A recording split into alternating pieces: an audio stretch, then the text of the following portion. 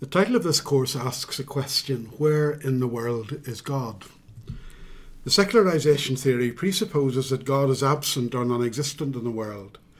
It may well be a theory with its roots in academia, but not in human experience. More recent reflection and recent publications suggest that God is back, if God had ever been away. Globally, then, the world is anything but secular. It is, as it always has been, a religious world. In many of today's religious communities, there is an internal battlefield. Internal battles that are very often over the use of language and how language is used, and over methods of interpretation, or what we call hermeneutics. So what do we mean by God? What do we mean when we use the word G-O-D? And how do we recognise God? And where do we look for the presence of the sacred in the world? God, as we have spoken of God traditionally, has been shaped by the experience of Christendom, that close alignment between church and state, between faith and power politics. And that in turn has produced an image of God closely related to power and to imperialism and to domination. But living as we do now in a post-Christendom world raises different questions, and it has become difficult for many with faith, because it suggests the death of the Christendom model, not just the death of Christendom, but the death of the Christendom model of God and faith. And so in the 21st century, faith is giving way, or belief is giving way, to faith as openness to the mystery of God and God's future. Faith is also faithfulness, or living ethically in the world.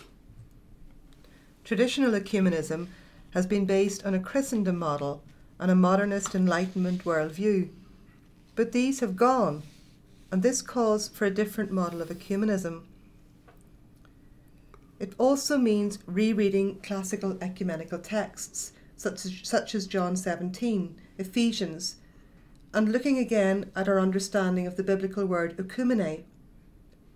In all of these, trying to move beyond the traditional ecclesial interpretations and boundaries.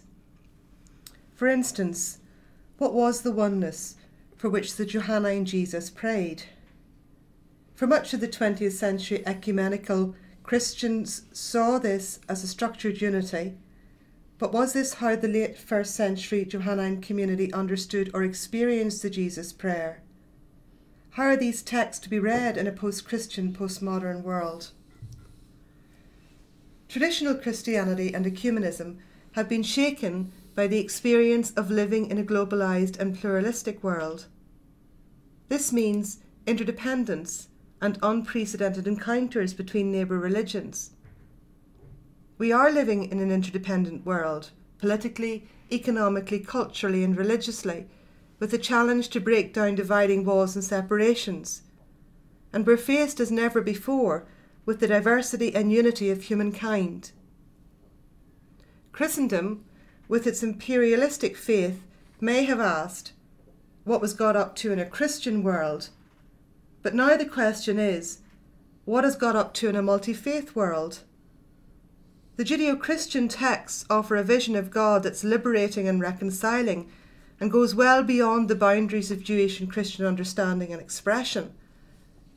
This is a God who does exodus in the plural and has many chosen peoples.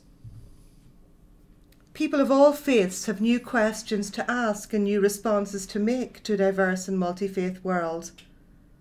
The issues we now come to realise are not just religious, they're also political, military and humanitarian. We need to move away from the Christendom exclusive model, the us and them dualism.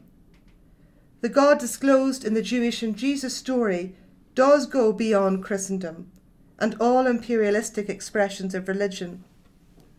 There is an opportunity now as never before for people of faith and goodwill to engage positively in the active dialogue of liberation and wholeness.